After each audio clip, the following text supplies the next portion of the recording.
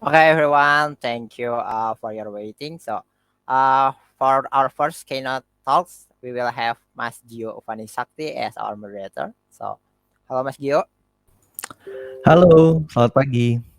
Oke, saya serahkan kepada Mas Gio ya untuk keynote talk kali ini. Silakan kepada Mas Oke, Gio dan terima kasih kepada para peserta. Silakan menikmati keynote talks pertama. ya terima kasih Dima dan teman-teman dari PyCon. Selamat pagi semua. Semoga semuanya semangat ya. 2 hari ke depan ini bakal seru banget. Apalagi kayaknya kalau kali ini ya kita udah 2 tahun berarti nih PyCon-nya online. Tapi kayaknya tetap semangat semuanya. Apalagi semua orang dari seluruh Indonesia atau mungkin dari tempat-tempat lain juga pada bisa gabung nih hari ini. Nah untuk yang pertama ini nggak main-main nih keynote pertama di hari pertama ini nggak main-main. Orangnya mungkin semuanya sudah pada kenal ya. Tapi nanti saya akan perkenalkan lagi. Jadi ini saya panggil dulu nih tokohnya nih. Teman-teman pada lihat nggak posternya pas Mas Ainun di ini posternya Pak Paikan? Pakai apa tuh Mas? Halo, assalamualaikum, selamat pagi. Selamat pagi ya. Jadi teman-teman ya, teman-teman ini Mas Ainun ya buat teman-teman yang belum tahu, saya ragu sih ada yang belum tahu, tapi kalau misalnya ada yang belum tahu, Mas Ainun ini adalah penggagas banyak sekali uh, inisiatif.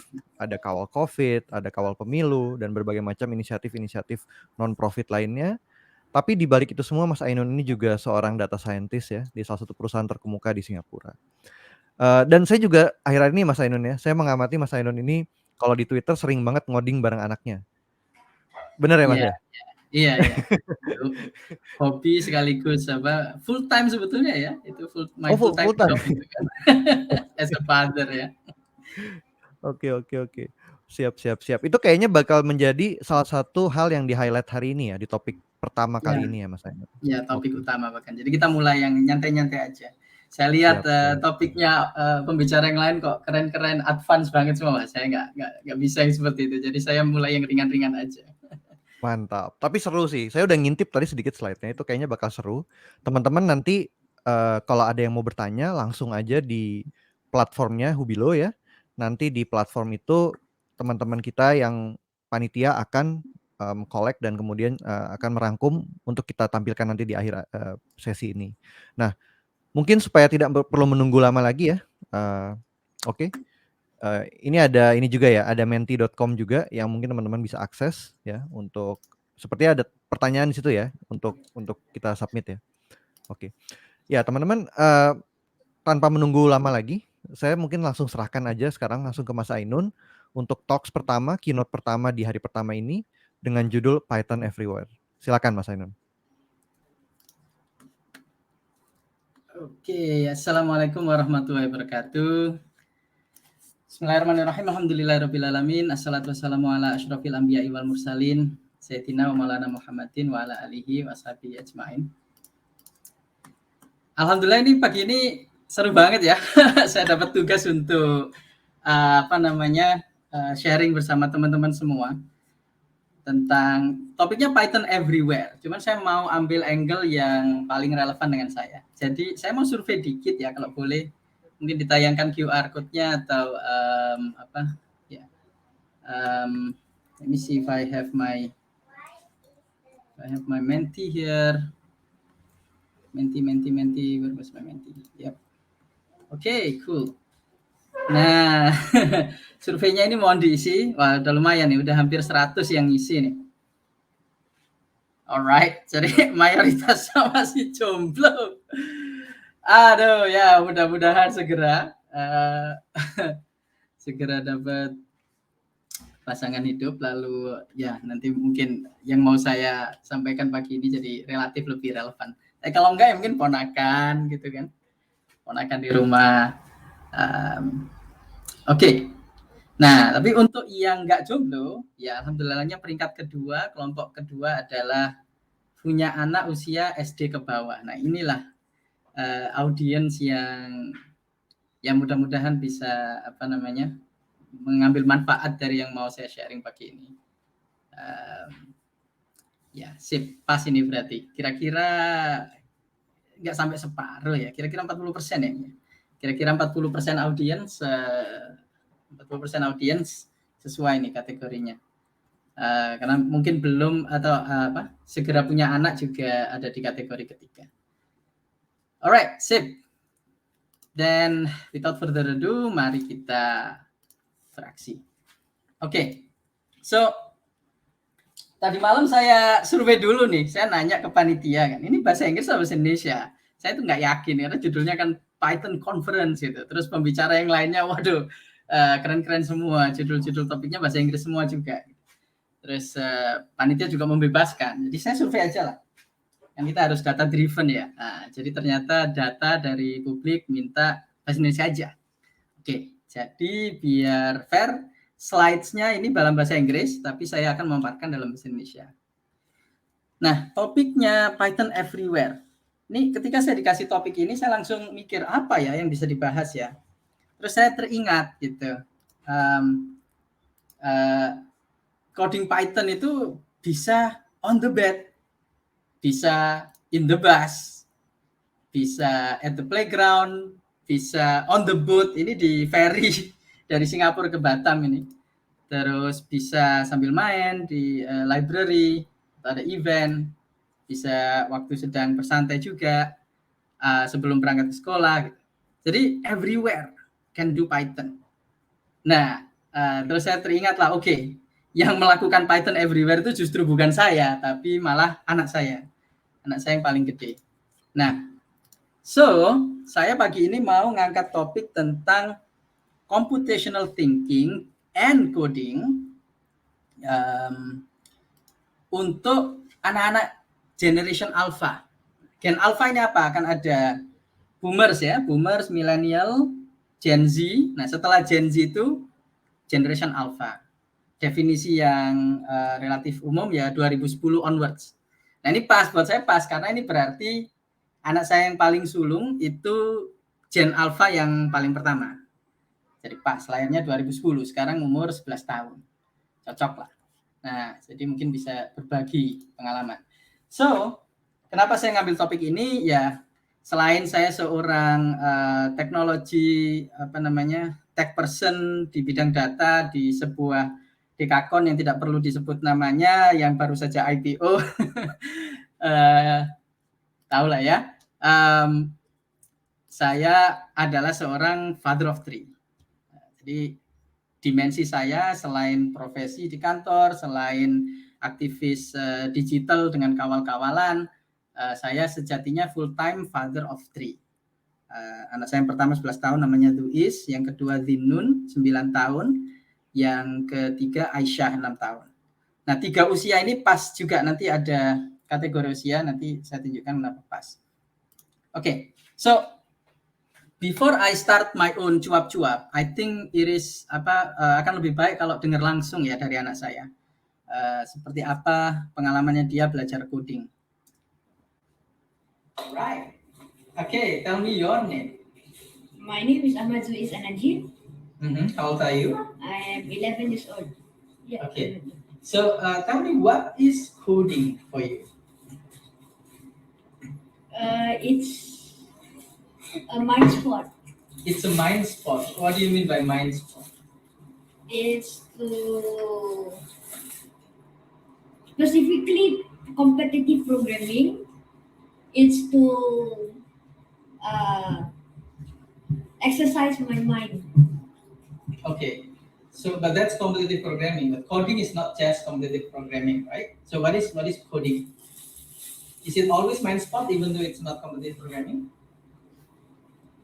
No, not really. Mm-hmm. Sometimes it's like when you have to make a game or something, you have to make a platform or something like a game. Then you need to be creative and then know what your design is. Okay. Okay. So, what do you do now? And you are 11 years old, right? So, what do you do now in terms of coding these days? Competitive programming. Okay. And you're using C++. C++ now, yeah? Very Okay. All right. So that's your main focus on coding now. So, tell me more about how did you get into coding? How did you start learning? Like from how many years old and how did you start it? How did you pick up until now you are doing competitive programming in C++? Tell me the journey. First, I start with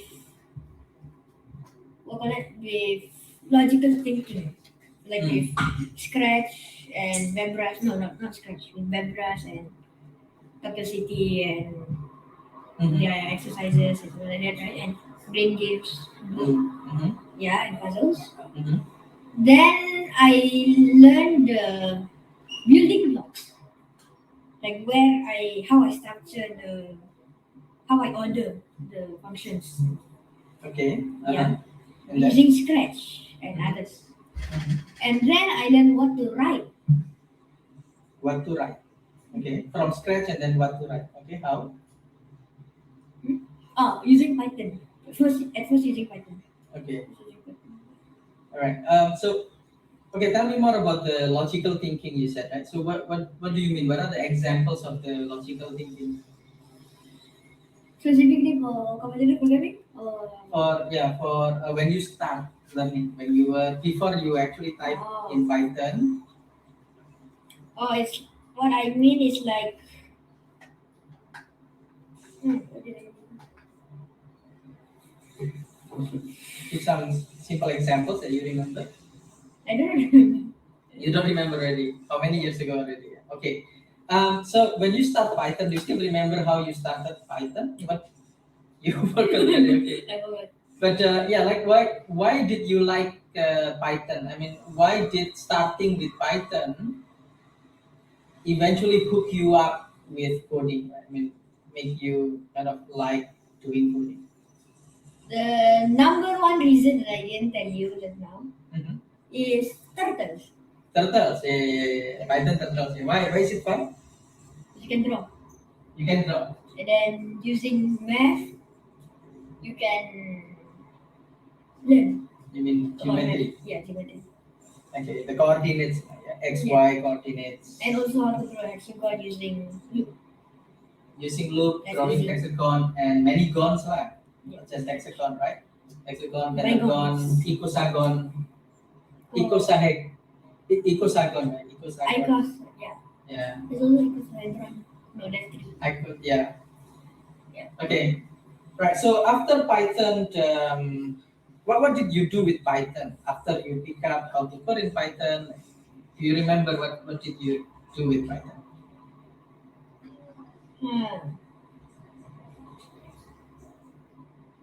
After I learned how to write Python and like I mastered enough and I become average, I become good enough, I got distracted with HTML and C++. CSS. HTML and CSS. Distracted. Why do you say distracted? Why was it a distraction? Because it's like I changed my objective for a while and then after that I came back. Okay, yeah, so you learned how to build simple website. Yeah. And it was a distraction. Then you came back to Python. Yeah. Okay. Then what did you do in Python? I mean, the last time you do Python, now you are doing C++. Yeah. The last time I did Python was also competitive programming until I realized how slow it is and then changed to C++. How slow it is? Okay. Like slow for competitive programming, like give me an example, like what kind of problem that you couldn't solve using Python? Like the ones in Katis. Yeah. The ones in Katis. A lot where time limit exceeded. Time limit exceeded. But then when you do it in C++, then your code pass, accepted. Yes. Okay. So now that you are already starting doing C++, how do you compare as a child? Right? You're still a child, 11 years old. Between Python and C++, what do you think from a child's point of view? What do you mean from a child's point? How do you compare? As a child, what do you think between Python and C++? For C++, the functions, the built-in functions, some of them require some explaining. Like upper bound is not, it's not the below, it's not the exact up, right? And and lower bound as well. But then Python is self-explanatory. The functions and what they do, the built-in functions. Okay. So, what do you like about coding, and what do you not like about coding?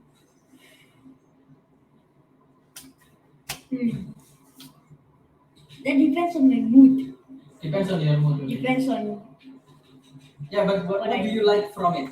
Sometimes you like it, sometimes you don't. Yeah. Depend on thing of your mood. But when you do like it, what is actually there in coding that makes you like it?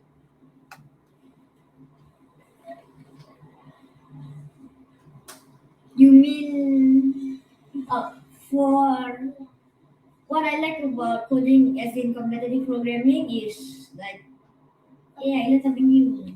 And I finally solved this one task, one question of the code forces probably like that.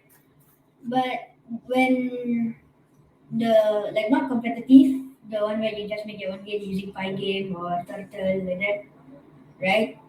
It just feels nice for it just feels amazing when you when you like make a game and you play it and just you feel so satisfied. Like, Okay, so there's a sense of satisfaction after you achieve something or you complete something or you build something, using coding. So what do you not like? What do you not like from coding? When I'm tired, I don't like thinking. But okay, let's say you're not. Okay, so only when you're tired, So if you're not tired, you like it. Okay. All right. Now, last question. So what do you want to see yourself in the future, or where do you want to go from now in terms of coding or the world of information technology, so to speak? Computer technology or computer, I don't know what to call it. In terms of coding. Okay. I hope to like improve my coding skills and then make it a hobby to participate in contests, something like that. Like what I do in my Olympiad. And then, and then using fun. All right. Okay, good. Thank you so much. Have a good night. Assalamualaikum. Oke, jadi itu menarik ya. Jadi ada ringkasnya kayak Python itu memang menyenangkan dan mudah buat dia dibandingkan C++ bahkan itu lebih mudah, lebih self-explanatory gitu. Tapi dia udah pindah madhab sekarang ya. Udah pindah ke C++ katanya terlalu lambat untuk competitive programming. Dan saya mohon maaf buat yang front end web developer ya, HTML dan CSS dibilangnya distraction tadi. But anyway, it's honest experience ya, penjelasan yang jujur dari anak saya tentang perjalanannya dia. Dan mudah-mudahan ada beberapa poin-poin yang teman-teman yang punya anak atau akan punya anak bisa ambil ya. Kira-kira apa yang bisa cocok dan jalan.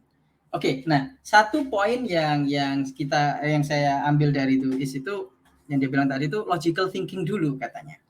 Jadi bukan toolsnya, tapi logical thinking dulu. Apa itu ya yang sering disebut juga dengan computational thinking. So kita mulai dengan itu dulu ya, ringkas. Computational thinking for kids. Gimana ya kita memperkenalkan computational thinking for kids? Paling terkenal dan paling utama itu Bebras. Kalau di Indonesia Bu Inge ini yang pioneernya ya, bebras.org.id bisa dicek, banyak programnya dan kayaknya sekarang udah mulai masuk ke sekolah-sekolah juga. Nah, tapi satu hal dari Bebras yang paling bagus buat memulai itu ini Bebras Card. Jadi ini ada kategori untuk beberapa usia, beda-beda usia gitu, dan mudah buat anak. Ini flashcard, jadi ada kayak soal, terus soalnya simple, terus nanti jawabannya di tempat lain gitu, di kartu yang lain. Nah ini highly recommended, cuman saya nggak tahu di Indonesia nyarinya di mana, mungkin di e-commerce mungkin ada. Nah tidak hanya untuk yang usia 7 tahun, ada juga 10 tahun, dan yang relatif agak advance bicara algoritma seperti graph, depth first search, breadth first search seperti itu, untuk usia 13 tahun ke atas. So I highly recommend this cards.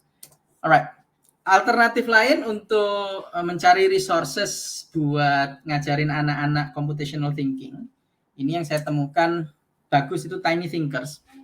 Mudah-mudahan akan terus ada ya, kan ini kayak startup kecil tapi dia bikin non-profit website gitu, tinythinkers.org.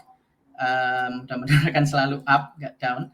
Itu dia banyak activities di situ, ada kategori usianya, dan sudah dilabeli juga dengan komponen-komponennya computational thinking.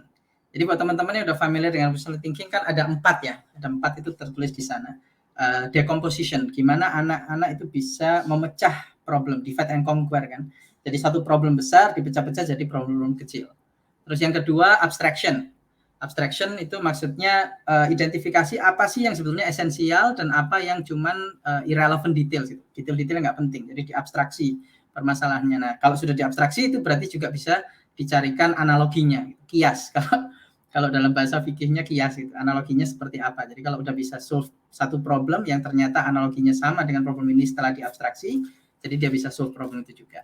Nah, terus kemudian pattern recognition. Pattern recognition ini tentu berguna untuk looping ya, sequencing, looping, repetition, function gitu. Ada pattern yang bisa diulang terus.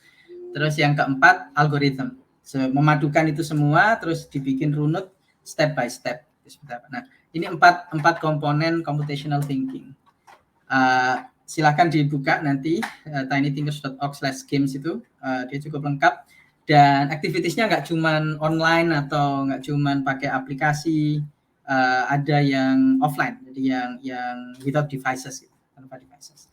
So these two, Bebras dan Tiny Thinkers sejauh ini buat saya yang paling berguna dan beneran kepake buat ngajarin anak-anak computational thinking.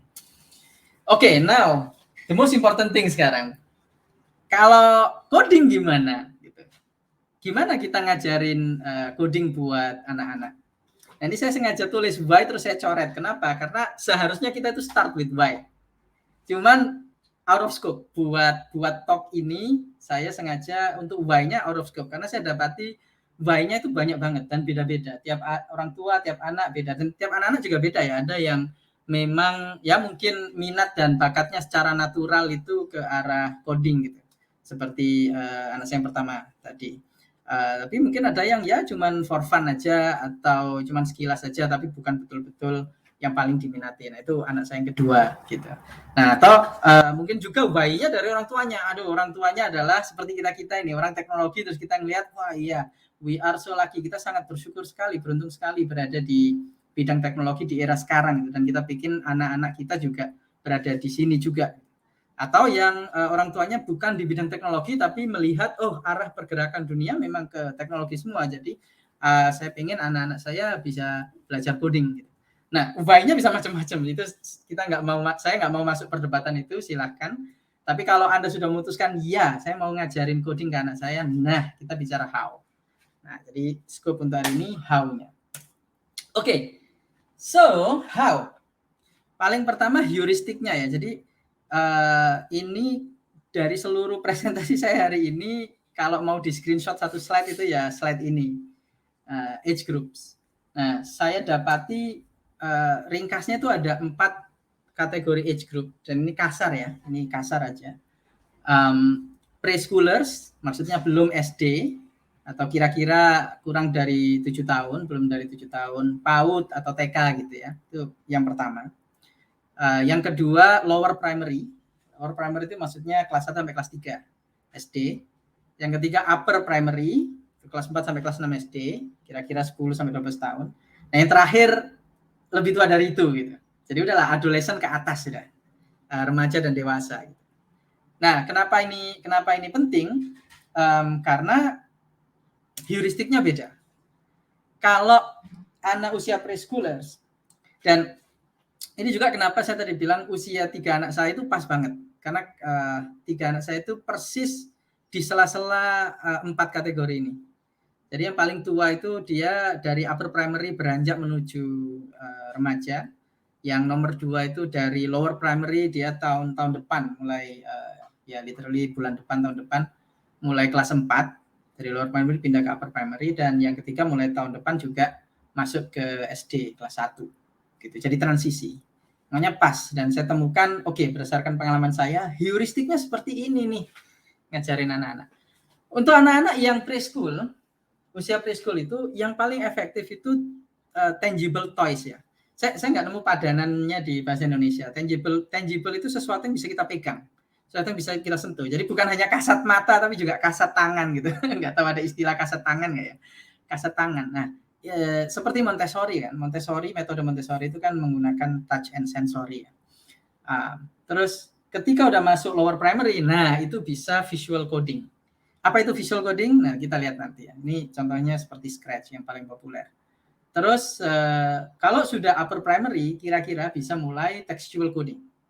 Ya, tapi ini kasar ya, karena kayak misalnya anak saya yang pertama itu dia udah mulai textual coding sejak lower primary. Jadi mungkin beda-beda. Tapi ini ringkasan kasarnya seperti itu. Textual coding sebetulnya bisa dimulai sejak upper primary, kelas 4 SD ke atas.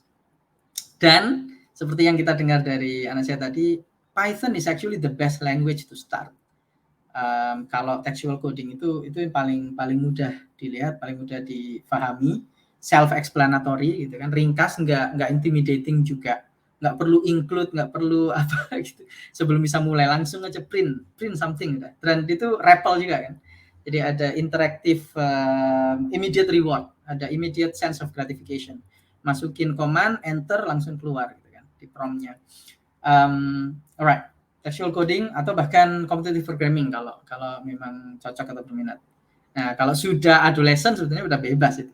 Ya, mau belajar coding seperti apa, kalau udah usia SMP ke atas itu bebas, any tools, any coding language, mau yang yang penting building stuff gitu, getting more experiences. Alright. Kita mulai dengan tangible toys dulu ya.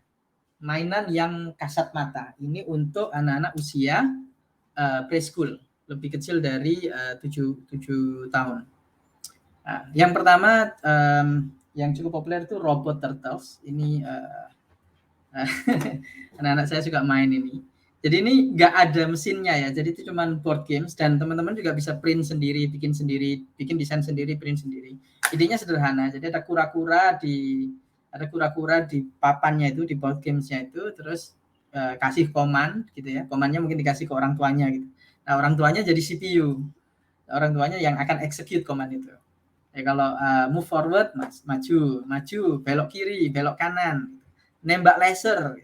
Ya, kalau ada S, dia ditembak laser jadi meleleh, terus jadi bisa dilewati. Seperti itu. Nah, it's fun. Jadi bisa bikin obstacle sendiri seperti apa yang harus di-solve. Dan ada banyak resources-nya online juga yang bisa di-download. Nah, you like it? Iya. Ini saya ikutan. Yeah, so she likes it. Nah, terus satu lagi yang saya temukan fun itu Glicode. Ini sepertinya saya lihat number of views di YouTube-nya terlalu sedikit, jadi somehow nggak populer, nggak ngerti saya. Padahal ini very fun.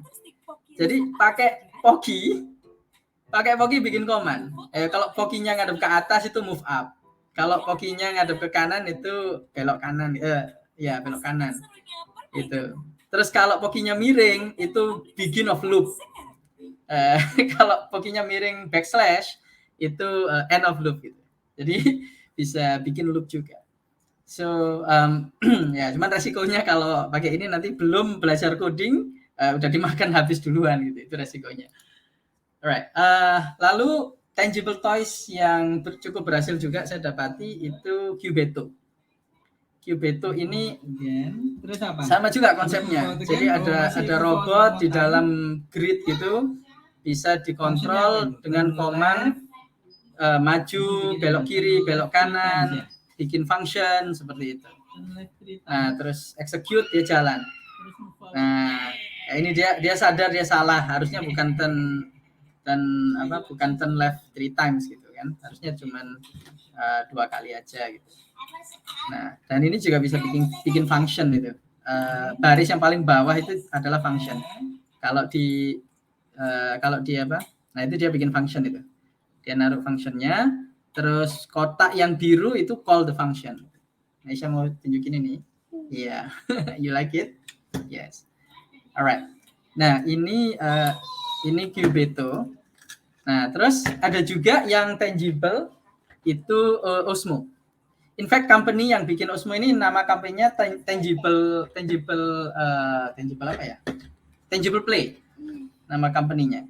Jadi konsepnya memang something tangible. Di antara produk-produknya ada satu yang spesifik coding, namanya Osmo Coding.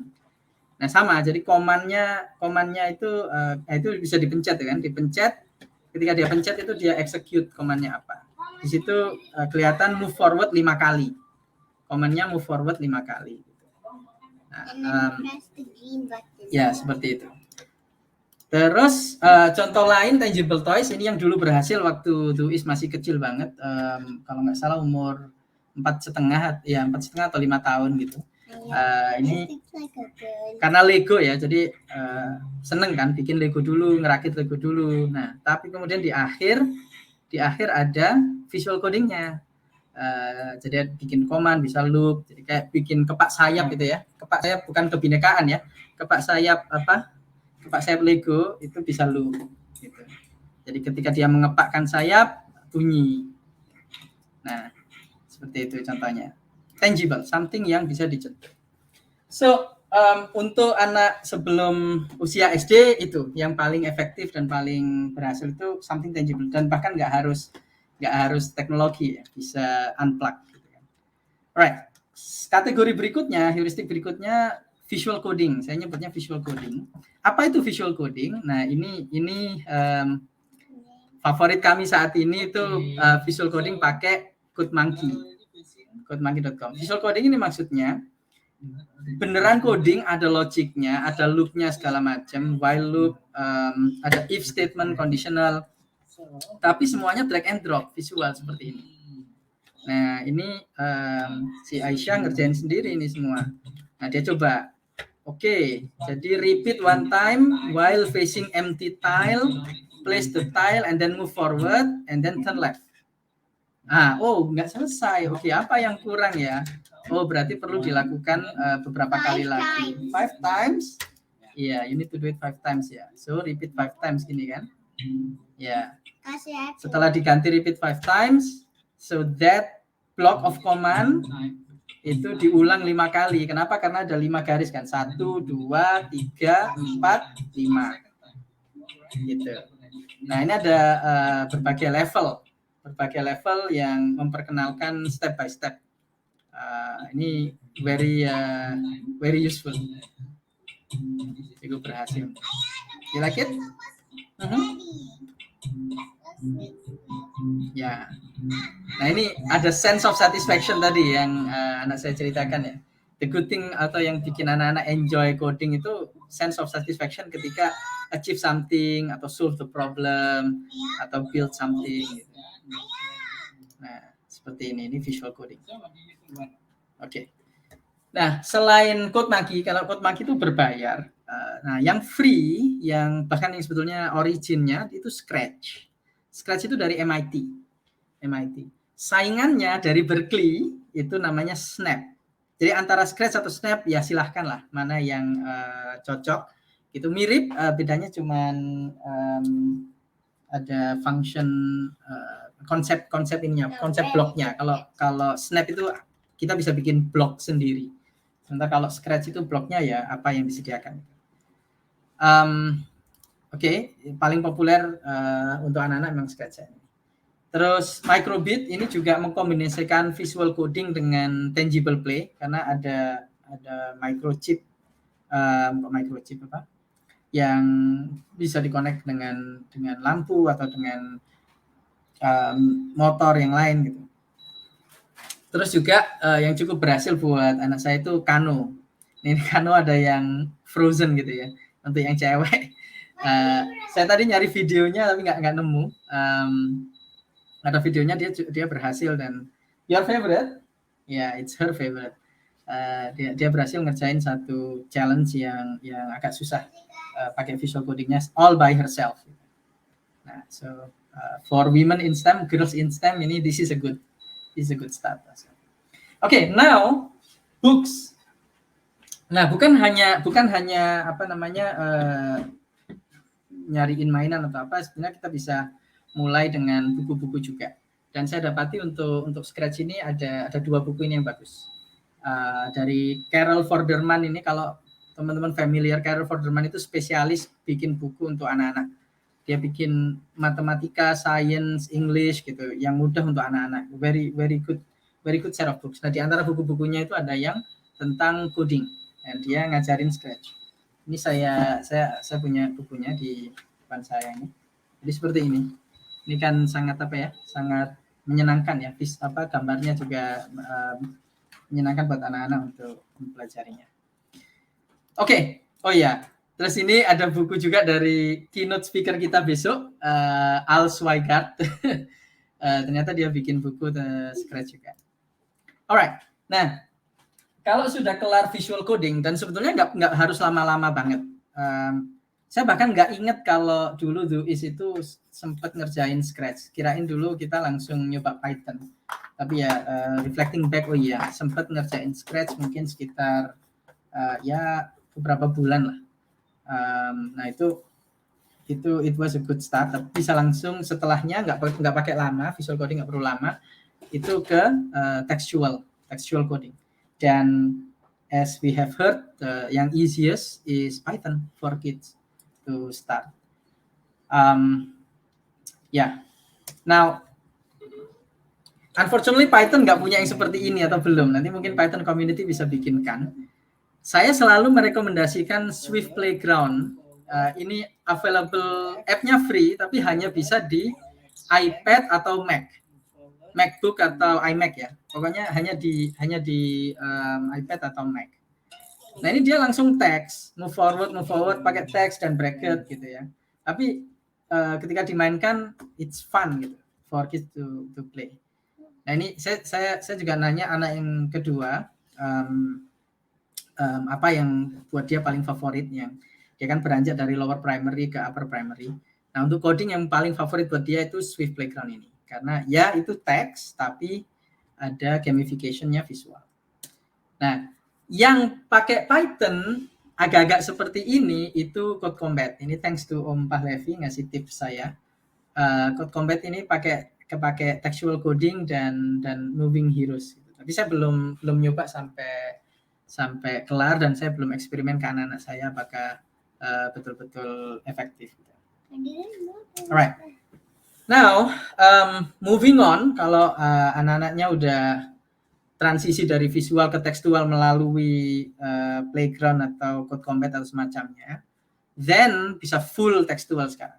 Full tekstual, free online courses banyak. Ini ternyata saya nemu foto lama dia, anak saya ngerjain data camp Python. Terus ini yang dia ceritain tadi, yang bikin dia suka Python dan suka coding itu Turtle. Kenapa Turtle? Karena itu tadi immediate gratification-nya ya, sense of satisfaction-nya itu immediate. Bikin kode, dia execute, dia langsung bisa lihat hasilnya karena dia gambar. Nah, di video ini yang waktu kita nyebrang ke Batam naik ferry itu lumayan 40 menit, jadi sempat coding itu dia bikin menggambar bintang, berapa banyak bintang di input, terus kemudian bintangnya random. Dia random mulai dari mana, random angle-nya ngadep kemana gitu. Tapi di video ini size-nya belum di random. Terus habis itu dia nge-random size-nya juga seberapa besar. Nah, ini di sini dia belajar macam-macam kan, seperti yang dibilang geometri, mathematics, dan coding itu sendiri. Yang paling penting sih menurut saya immediate sense of gratification-nya itu. Dia langsung ngelihat kamu ngapain lo ini. Dia langsung ngelihat hasil dari codingnya dia. Alright. Now, books. Buku apa? Nah, yang paling highly recommended is this book. Python for Kids. Authornya Jason R. Briggs. gitu. Ini dia step by step dan very friendly juga. Teman-teman bisa dapetin online dan kayaknya PDF-nya juga tersedia online ya, tapi saya nggak yakin itu bajakan itu baik atau enggak, atau mungkin memang free, kurang tahu, tapi PDF-nya pun tersedia online. Terus dari Carol Volgerman juga ada yang saya bilang author spesialis buku untuk anak-anak itu, Computer Coding Python Games. Ini juga quite fun. Anak saya waktu itu udah menyelesaikan semua juga. Nah, terus dari keynote speaker kita besok, Al Sweigart, ini buku, tadinya saya mau bilang buku terbarunya dia, karena terbitan 2021 ini. Tapi ternyata dia udah punya buku lagi yang terbitan tahun depan gitu, pre-order. Jadi ini buku kedua terbarunya Al Sweigart gitu. Kita waktu itu pinjam dari perpustakaan di sini dan ya it's fun. Ada 81 project ringan gitu. Bikin game lah, enkripsi lah, tapi for fun gitu. Pakai konsol aja biasa. Oke. Nah, anak saya tadi nyebutin tentang competitive programming. So, kalau misalnya ada yang tertarik competitive programming, yang paling recommended untuk memulai buat anak-anak itu Katis. open.katis.com. Soal-soalnya banyak yang sederhana, simple-simple gitu. Dan ya kita bisa lihat sendiri lah kalau ngerjainnya pakai Python nggak intimidating gitu. Buat anak-anak lebih mudah dipahami dan tidak serem. Nggak, wah itu apa include IOStream using namespace std itu kan kesannya langsung intimidating. So start with Python kerjain soal Katis. Alright, now finally kalau udah semuanya, udah tangible toys, udah visual coding, udah textual coding, then just have fun and build stuff. And what I would recommend adalah Replit. Replit ini startup yang sedang naik daun banget, super successful juga. You can put in actually quite a lot of programming languages sekarang supported, banyak banget yang supported. So you can just put it there, put your script there, taruh di situ, terus execute gitu, langsung jalan. Ini tadi immediate sense of gratification itu tadi yang penting, bisa lihat hasilnya kan, ngerasain hasilnya. Terutama kalau anak-anak itu sukanya bikin game. Nah, ini contohnya saya tanpa izin saya login ke Replitnya Duis, ternyata dia udah bikin a few things. Jadi saya copy, kayaknya dia nyomot dari kode lain juga kayak. Alright, so with that I will end dengan this some thoughts. Saya pribadi merasa atau cukup yakin ya, coding itu pada akhirnya akan jadi literacy. Maksudnya apa? Jadi kalau misalnya kita bicara 1000 tahun yang lalu, lebih dari 1000 tahun yang lalu ya, baca tulis itu pun bukan literasi gitu kan. Bahkan teman-teman yang beragama Islam, kita seperti juga berbangga juga bahwa Nabi kita itu buta huruf gitu ya, tidak bisa baca tulis gitu kan. Nabi Muhammad SAW itu tidak bisa baca tulis. Dan itu saking biasanya waktu itu dan saking langkanya orang yang bisa baca tulis di zaman itu 1400 tahun yang lalu. Nah, tapi sekarang hampir nggak ada yang nggak bisa baca tulis, dan baca tulis itu literasi, sesuatu yang paling basic yang dipelajari di sekolah, dan kalau tidak bisa baca tulis sulit sekali functioning in the society gitu, ikut berkolaborasi atau berfungsi di society itu, di masyarakat itu agak susah nggak bisa baca tulis. Nah, setelah baca tulis terus kemudian matematik jadi literasi juga, calistung ya, baca tulis hitung, jadi hitung pun sekarang jadi literasi. Nah, contoh lain yang akan atau sedang menjadi literasi itu misalnya spreadsheet.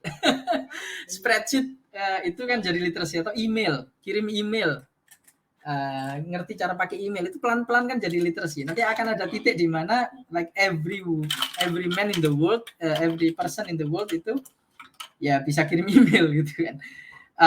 Akan ada titik di mana every single job atau work will require familiarity with spreadsheet gitu. Akan ada titik seperti itu. It becomes professional literacy.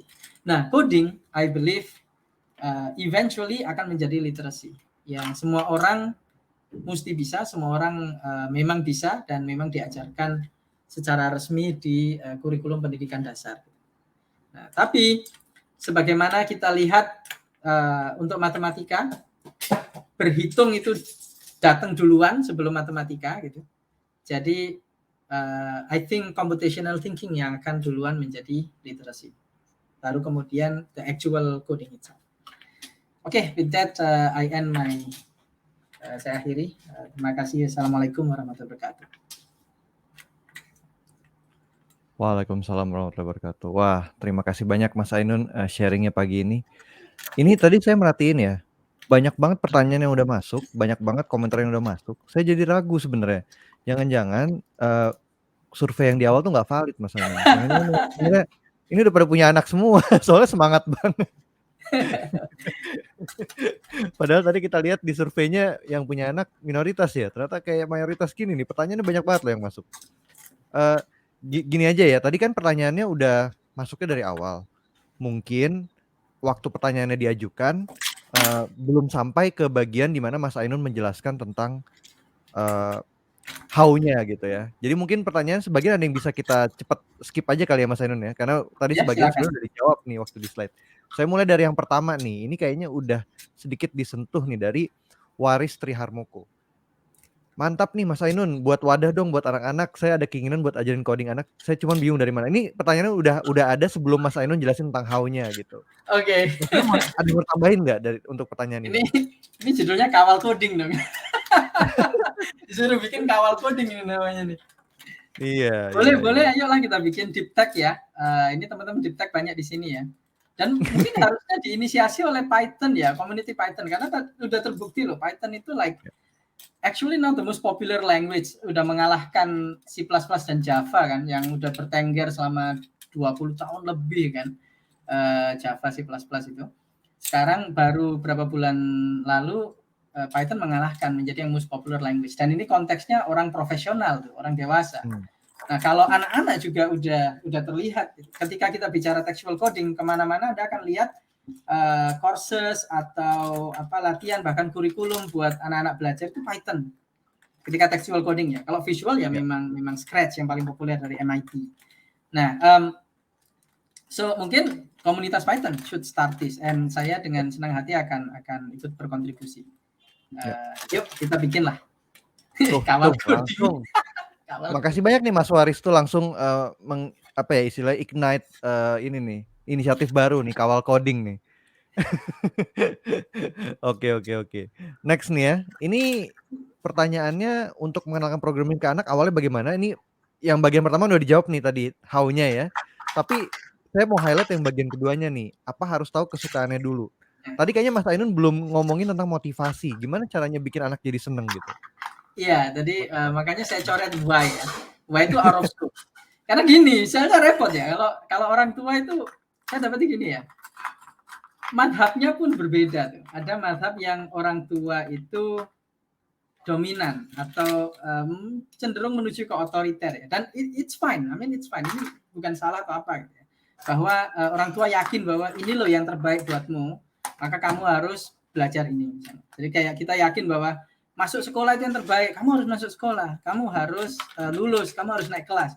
Ya kan nggak apa-apa juga. Tapi ada juga yang membebaskan, bahkan kamu mau sekolah nggak? Kalau nggak mau kita homeschooling aja. Kalau nggak mau kita sekolah alam aja. Kayak gitu kan.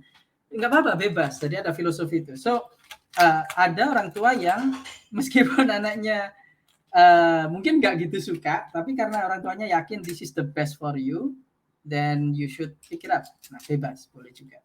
Atau, nah kalau saya yang relatif lebih istilahnya agak liberal gitu ya. Jadi memang membebaskan anak-anak maunya ngapain, terus ya distimulus aja gitu. Kita cek kesukaannya apa. Nah dalam konteks ini saya pribadi udah at least dari 3 anak saya itu memang yang pertama kelihatan banget tuh. Jadi suka banget coding. Jadi cuman diperkenalkan dikit gitu. Mulai dari yang tadi di awal, mulai dari logic dulu, terus kemudian Scratch, terus kemudian textual coding, dia langsung pick up cepat karena align nature sama nurture-nya cocok dalam konteks coding atau programming. Nah yang kedua agak beda, yang kedua itu main for fun gitu, jadi dia enjoy ngerjain kayak Swift Playground, tapi nggak sampai ke titik yang dia suka banget, yang dia bisa kayak tenggelam di situ. Jadi mungkin main bentar, it's fun, terus habis itu ganti lagi yang lain, ganti main Minecraft lah, main apa Fortnite, main Star Wars ya, main game gitu, atau it's just playing with Lego dan seterusnya. It's fine. Ya, so why-nya saya nggak mau ikut perdebatan itu atau out of scope untuk ini. Tapi kalau sudah yakin mau belajar coding nih, baik itu karena anaknya suka ataupun karena ya orang tuanya memang pengen anaknya belajar coding, ya, those are the house. Ya. Siap. Oke. Next nih dari Ilham Akbar. Ini usia tadi sebenarnya sudah dijelaskan juga. Ini masalah bisa baca sebenarnya jadi kurang relevan ya Mas Ainun, karena kan untuk awal-awal nggak harus bisa baca ya dengan alat-alat tadi yang sudah ditunjukkan, yang Glycode, Kubeto pakai Pokistick apa. Iya, jadi kayak ya untuk yang pakai seperti ini gitu kan, ini buat function, ditaruh di sini, function piecesnya ini nggak perlu baca tulis sama sekali. Nah ini sekedar belajar konsep itu tadi ya, algorithm dalam artian runutan tahap. Gitu. Dan mungkin ada sedikit decomposition juga karena ada function, pattern recognition dan decomposition karena ada function kalau yang ini. Atau ya pakai kartu itu tadi ya, bisa ngeprint sendiri juga, bikin sendiri juga. Oke, move forward. Orang tuanya misalnya gitu kan. Oke, anak-anak kamu ayah di sini, terus taggle-nya gitu, kotak-kotak grid-nya lantai di rumah gitu, upin di rumah. Ayah move forward gitu kan. Dia kasih command, kasih kartunya gitu. Dan nanti mungkin dibikin puzzle-nya juga gitu. Misalnya command-nya terbatas, jadi dia harus bikin function, dia harus bikin loop gitu. Karena kartunya terbatas. Bisa seperti itu juga. I mean, nggak perlu nunggu baca. Nah, tapi begitu sudah bisa baca, nah itu baru bisa berarti bisa masuk ke textual coding. Kalau sebelumnya ya tangible atau visual coding. Ya. Siap. Oke.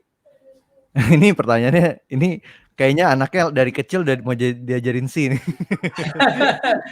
Dari dia ada ya.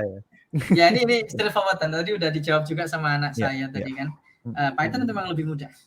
Memang itu lebih mudah.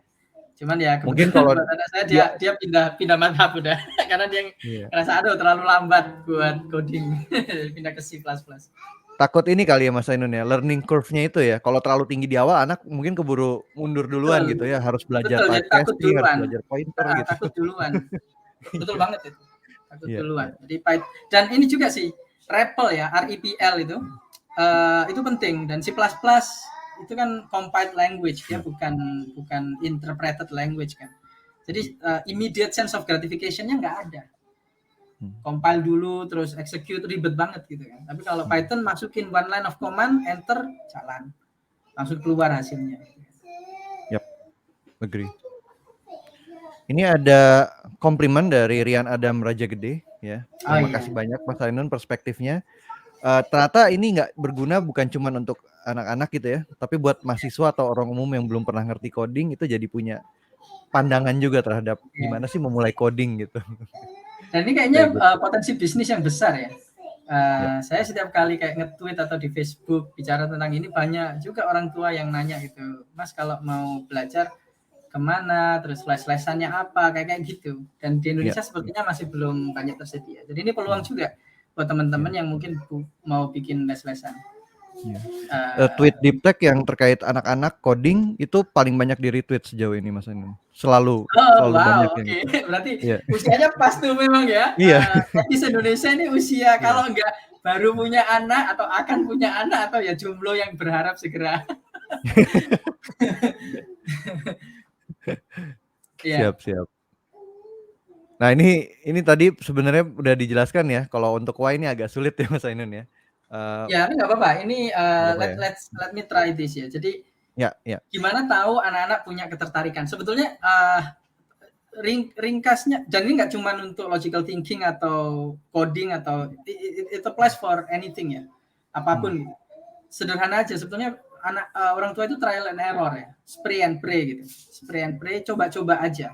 Jadi coba perkenalkan dengan X. Kira-kira dia pick up-nya cepat nggak? Kalau enggak, coba lagi dengan Y gitu. Kalau ternyata dia pick up cepat dengan Y, oke, kita coba Y1. Go one level deeper gitu kan. Nah, terus nanti kelihatan. Ini agak-agak kayak machine learning kan. Jadi kayak gradient descent gitu kan. Oke, mana nih yang paling gede gain-nya nih, terus masuk situ. Jadi coba dulu semua, expose ke banyak hal, dan itu makanya anak saya dia bilangnya distracted HTML and CSS kan. Tapi saya waktu itu memang sengaja karena dia udah belajar Scratch, udah belajar Python, terus saya mau dia nyoba web development. Jadi saya perkenalkan dengan HTML CSS, dia bikin website Thuis.com masih up and running. Thuis.com very simple, very rudimentary, dia langsung bikin HTML CSS saja. Tapi terus kemudian ternyata nggak cocok. Jadi itu kayak ya wes, berarti backtrack dong. Backtrack, ya udahlah, nggak nerusin web development. So mohon maaf untuk yang front end, tidak ada maksud apa-apa, tapi kebetulan anak saya mungkin nggak cocok ke front end.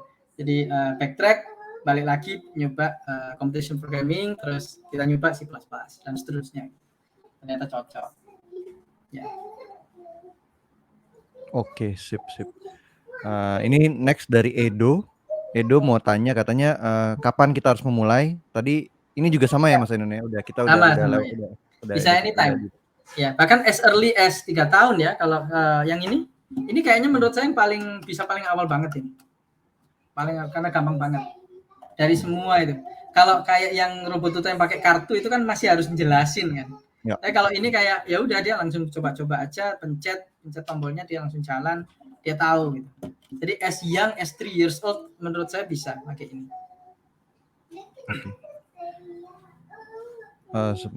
Ini ticker ternyata yang ini ya, karena panjang. Ini saya bacain aja nih Mas Ainun biar enak nih. Mas Ainun, anak saya paling besar usia 9 tahun, belajar coding dari scratch, rutin mengikuti lomba yang diadakan IKCC. Sebagai ortu yang ini dia tulisnya on, sebagai ortu yang on soal coding, apa yang harus dilakukan untuk mengasah logical thinking anak selain dari belajar dengan kesukaan? Mungkin kalau saya ambil intisarinya ya, orang tuanya ini mungkin kurang punya kemampuan gitu ya, atau mungkin memang bidangnya bukan ini gitu. Gimana caranya orang tua yang mungkin bidangnya berbeda bisa ngajarin anaknya coding? Iya, ini problem statement yang sangat valid. Jadi saya mau jawab, saya nggak punya jawabannya karena ini memang problem yang very real ya. Dan ini berlaku juga buat saya gitu. Mungkin karena kebetulan saya ngerti dikit-dikit tentang coding, jadi saya comfortable ngajarin itu. Tapi di bidang lain saya juga bingung gitu. Misalnya saya pengen anak saya ngerti retorik misalnya. Saya pengen anak saya bisa berargumentasi, bisa menulis gitu. Karena itu saya lihat sebagai kelemahan ketika anak saya gitu. Dia berpikir sesuatu, tapi dia nggak bisa menuliskan itu. Dia nggak bisa runut influence other people. Kalau dari istilah ilmunya atau istilah kompetensinya itu retorik. Ya, kemampuan untuk influence other people through argument and logical persuasion. Gitu. Itu kan harus runut. Kalau bicara jadi orator, kalau dituliskan jadi penulis gitu kan. Jadi thought leader lah gitu. Nah, itu kelemahan ketika anak saya, dan saya juga nggak tahu cara ngajarin gimana karena itu bukan bidang saya bukan orang sosial, bukan orang bahasa gitu. Jadi in that sense, setiap orang tua punya kelebihan dan kekurangan masing-masing, kompetensi dan kemampuan masing-masing. So, mungkin prinsipnya serahkan pada ahlinya gitu kali ya. Cari teman atau cari ya mungkin layanan, mungkin ada yang free, ada yang berbayar, yang disediakan oleh ahlinya untuk anak-anak bisa mempelajari di bidang itu. Nah, tapi ketika saya abstraksi problem ini, sebenarnya ini problem yang saya sendiri berusaha memecahkan ya. Yaitu orang tua pengen anak-anaknya belajar macam-macam, atau ringkasnya pengen anak-anaknya itu siap berkompetisi di abad ke-21 ini kan, 21st century skills gitu kan. Dan itu banyak banget. Dan kayak nggak tahu harus mulai dari mana gitu. Nah, problem statementnya jadinya orang tua perlu peta dan GPS gitu. Peta dan GPS untuk tahu what is my next move. Saya harus lurus atau belok kiri atau belok kanan atau putar balik nih untuk anak saya gitu. Bidang apa yang harus dia pelajari dan pelajarinya bagaimana dan seterusnya. Kan kita perlu ini problem statement yang to me hard problem and worth to solve. Jadi ya mudah-mudahan bisa bikin something lah. Saat ini ikhtiar saya yang sederhana bikin senar.ai. Senarai, ya senarai itu kan list daftar ya. Senarai artinya daftar. Jadi senar.ai. Kalau teman-teman buka senar.ai itu simpel aja, langsung redirect ke sebuah spreadsheet. Di situ saya tiap weekend sama teman-teman nyoba ngumpulin tuh apa aja sih yang anak-anak perlu pelajari 21st century skill, terus referensinya apa aja. Nah ini ikhtiar awal ya. Mudah-mudahan ujung akhirnya nanti kita bisa bikin seperti itu tadi, peta dan GPS buat orang tua setiap hari, setiap weekend, tahu apa yang mesti dikerjain bareng anaknya atau yang anaknya perlu pelajari. Terus ada feedback loop, ada measurement dan seterusnya. Seperti itu. It's a hard Baik, problem. terima kasih. Terima kasih Mas Doni. Ini sebenarnya waktunya sudah habis, cuman saya minta tolong sama panitia, boleh nggak nih? Tata dikasih 5 menit lagi, jadi kita coba ya highlight lagi pertanyaan-pertanyaan menarik. Ini satu komplimen dulu dari Muhammad Adam Fatmil ya. Saya mantan guru bimbel robotik dan coding buat anak di salah satu bimbel di Solo nih. Thanks Mas Ainun, hari ini sangat menginspirasi ya. Terus ini nih yang saya mau highlight nih tadi nih. Mana tadi? Ini dari Kemal Kurniawan ya. Nah ini gimana cara kita menyeimbangkan screen time? Karena kan anak-anak kan leisure-nya juga pakai device sekarang, terus ngoding juga pakai device gitu. Gimana? Jangan-jangan pada Iya nih, ini ke filosofis tadi sebetulnya, dan tiap orang tua akan beda filosofinya. Saya punya teman baik, teman dekat, orang tech juga di tim saya juga di tempat saya bekerja. Filosofinya dia membatasi screen time. Jadi dia batasi, dikasih jam, terus bahkan kayak ada mekanisme reward gitu. Kalau kamu udah cuci piring, kalau kamu udah nyapu, dikasih 1 jam screen time kayak gitu. Jadi sampai ke level itu. Nah, tapi saya filosofinya liberal. Saya bebasin gitu. Bahkan berjam-jam di depan Minecraft, ngerjain Minecraft gak apa-apa. Atau bahkan berjam-jam nonton YouTube pun buat saya juga nggak apa-apa gitu. Baru ketika sangat-sangat berlebihan, misalnya kayak udah jam 12 malam nggak tidur-tidur, itu baru step in. Atau sampai lupa makan, lupa sholat, itu baru kita step in gitu. Jadi kalau saya filosofinya dibebasin. Nah, kalau concernnya adalah misalnya kesehatan mata gitu. Nah, itu ya wis asal nggak kebablasan aja. Dan tipsnya kan kita tahu juga, sering-sering lihat jarak jauh, jarak dekat gitu kan. And should be fine. Seperti itu. Dan kesehatan mata pun kayaknya lebih karena genetik sih, bukan karena ini ya. Karena ya alhamdulillah penglihatan saya masih ini, walaupun like always on screen. Sementara anak saya yang jarang lihat on screen juga, dari kecil udah perlu pakai kacamata. Jadi I think it's more about genetic kalau soal minus dan ininya mata minus. Tapi kalau mata lelah itu memang benar bisa dari screen. Ya. Oke. Ini mungkin pertanyaan terakhir di hari ini. Terima kasih banyak teman-teman semua yang udah bertanya ya. Ini banyak banget, tapi mungkin saya harus pilih satu pertanyaan terakhir tentang ini panjang juga. Mas, saya mau tanya, apakah ada coding from nature? Karena kan Mas Ainun kan contohin tadi semuanya tangible toys kan, dan harganya mungkin mahal gitu. Ada nggak sih hal-hal yang bisa kita ambil dari nature yang mungkin bisa mengajarkan hubungan sosial juga gitu kalau dengan nature? Ya, itu coba lihat yang di Tiny Thinkers. Kita ada beberapa aktivitas yang offline kan. Nah, aktivitas yang offline itu yang nggak pakai device, nggak pakai mainan, Anda bisa bikin sendiri. Terus kayak kartu-kartu tadi, Anda bisa print sendiri juga, bisa desain sendiri dan print sendiri. Terus misalnya mau diseimbangkan dengan nature gitu ya, bisa aja. Jadi kayak ke taman gitu ya, atau keluar terus bikin tantangan gitu. Gimana kamu bisa maju sekian langkah, belok kiri, belok kanan gitu. Nah, bisa disiapkan seperti itu juga. Cuman effortnya akan lebih. Jadi nanti pertanyaannya tinggal soal gini. Pada akhirnya kan Anda pasti invest kan. Pilihannya cuma soal Anda invest uang atau Anda invest waktu, atau dua-duanya diseimbangkan juga gitu kan. Jadi seringkali alat-alat atau layanan-layanan yang disediakan yang tidak gratis itu sebetulnya seperti kita membeli waktu sebetulnya. Karena kita mungkin tidak punya waktu banyak untuk meng-customize learning experience buat anak-anak, maka kita beli waktu itu melalui membeli produk atau membeli layanan kayak les-lesan, kelas dan sebagainya, itu kan membeli layanan ya. Nah, so diseimbangkan aja dengan konteks masing-masing. Kalau lebih punya banyak waktu berbandingkan dan misalnya terlalu koefisiennya atau berapa harga 1 jam gitu misalnya, ringkasnya gitu kan, lebih seimbang kalau spend more time. It's actually better, karena kalau kita spend more time with kids itu nilainya lebih tinggi daripada ya kita bayar orang atau kita beli produk gitu.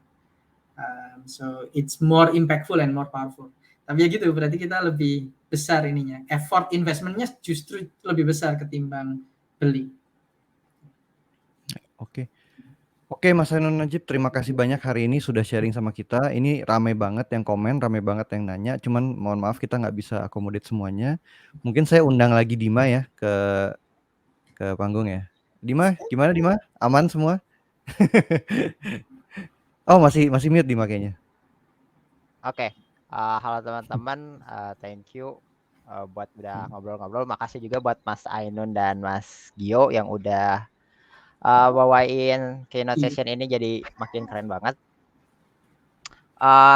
Buat teman-teman yang mungkin belum sempat pertanyaannya kejawab, bisa langsung di follow aja ya sosial medianya Mas Ainun, itu bisa teman-teman cari di Peoples, ke speaker, terus juga nanti langsung aja klik profilnya Mas Ainun buat kepo-kepo lagi lanjut lebih tentang Mas Ainun itu. Okay, that's all for everyone. Thank you Mas Gio, thank you Mas Ainun. Yap, terima kasih semuanya. Oke, thank Terima you kasih banyak semua. semua. And see you on the next session. Next session udah akan start di 10.50. See you guys.